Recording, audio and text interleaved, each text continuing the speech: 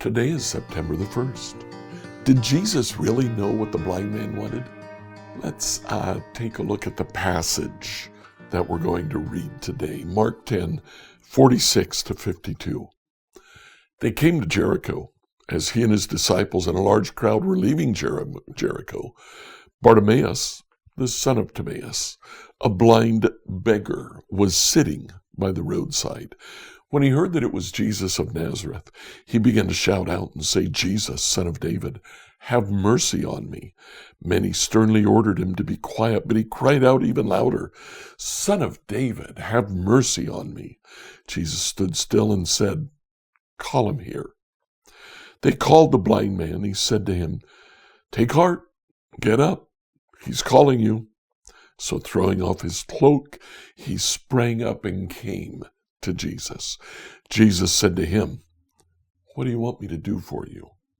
The blind man said to him, "My teacher, let me see again." Jesus said to him, "Go, your faith has made you well." And immediately he regained his sight and followed him on the way. Very interesting story. Now we've got to remember the context. James and John have just come to Jesus. Jesus said to them, "What do you want me to do for you?" And they said, "We want power.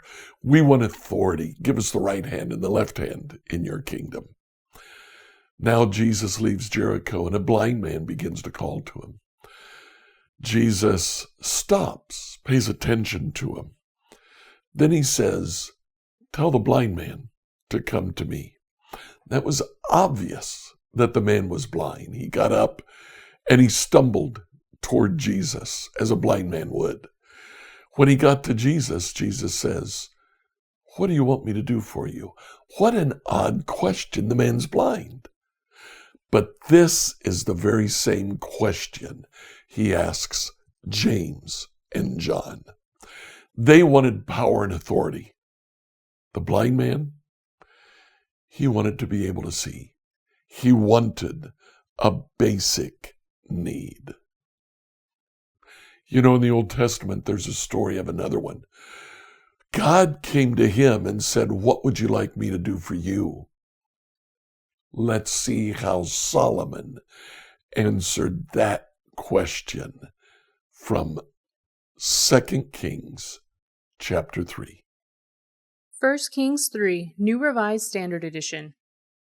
Solomon made a marriage alliance with Pharaoh, king of Egypt. He took Pharaoh's daughter and brought her into the city of David until he had finished building his own house and the house of the Lord and the wall around Jerusalem. The people were sacrificing at the high places, however, because no house had been built for the name of the Lord. Solomon loved the Lord, walking in the statutes of his father David, except that he sacrificed and offered incense at the high places. The king went to Gibeon to sacrifice there, for that was the principal high place. Solomon used to offer 1,000 burnt offerings on that altar. At Gibeon the Lord appeared to Solomon in a dream by night. And God said, "Ask what I should give you." And Solomon said, "You have shown great and steadfast love to your servant my father David, because he walked before you in faithfulness, in righteousness, and in uprightness of heart towards you. And you have kept for him this great and steadfast love, and have given him a son to sit on his throne today. And now, O Lord my God, you have made your servant king in place of my father David. Although I am only a little child, I do not know how to go out or come in. And your servant is in the midst of people whom you have chosen, a great people so numerous they cannot be numbered or counted. Give your servant, therefore, an understanding mind to govern your people, able to discern between good and evil, for who can govern this great people of yours?" It pleased the Lord that Solomon had asked this.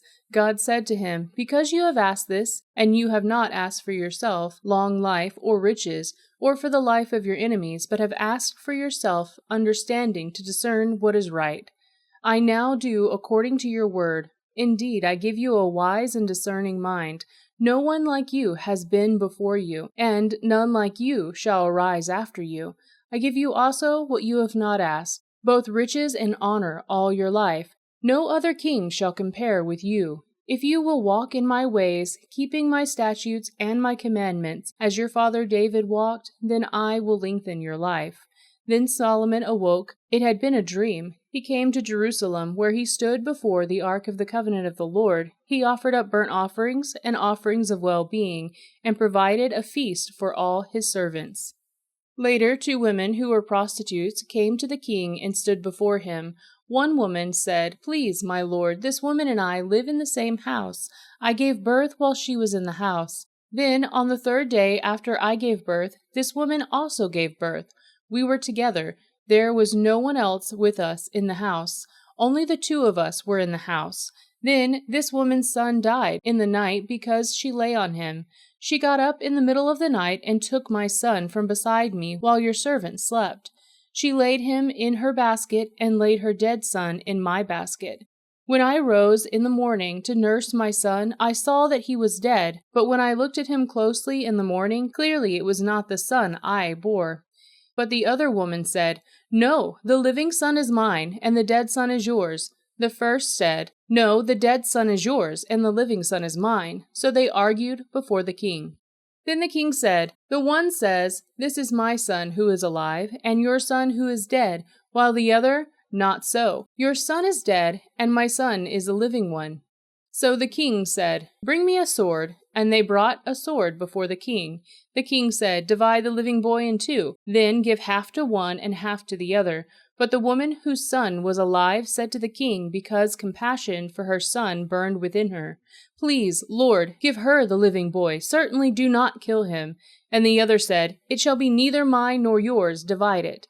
Then the king responded, "Give her the living boy. Do not kill him. She is his mother." All Israel heard the judgment that the king had rendered, and they stood in awe of the king because they perceived that the wisdom of God was in him to execute justice. So here in 1 Kings chapter 3, God says to Solomon, "What do you want me to do for you?" And Solomon says, "I have a basic need. I'm a young man. I'm still a teenager. Give me wisdom. Give me the ability to discern right from wrong." God was very pleased with that answer, and he said, "Because you asked for that, I'm going to give you everything else that you could have asked for: power, wealth, authority." What do we do today?